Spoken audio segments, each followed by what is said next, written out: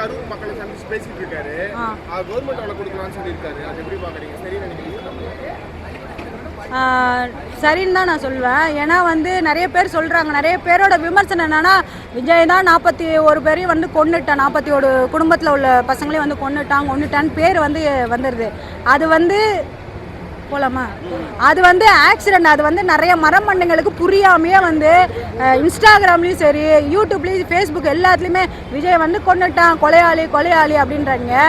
தேவையில்லாமல் விமர்சனம் வைக்காதீங்கன்னு தான் சொல்கிறேன்.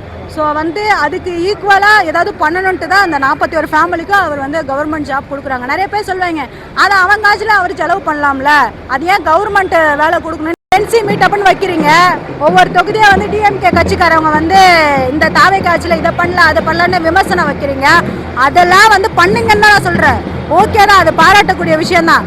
ஆனால் அதில் வந்து மக்கள் பிரச்சனையை எடுத்து பேசினா யூஸ்ன்றலாம். விஜயை பற்றி பேசி நீங்கள் என்ன இது பண்ண போகிறீங்க? தேவையில்லாத அன்வான்ட் டாக்கு. அது வந்து தேவையில்லாமல் அதுக்கு ஒரு ஸ்டேஜ், அதுக்கு ஒரு பொறுப்பாளர், அதெல்லாம் எதுக்கு தான் தெரியல.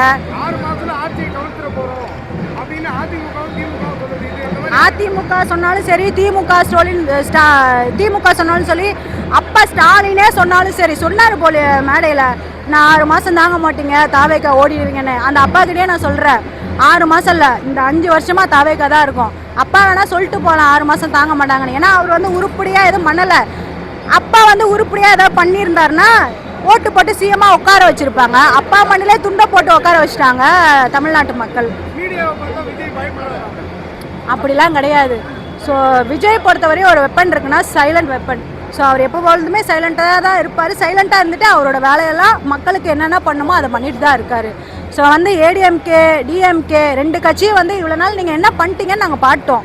ஸோ புதுசாக ஏதாவது பண்ணுவாங்கன்னா தாவேக்கால இருக்க விஜய் வந்து சிஎம்மாக ஆக்கியிருக்காங்க.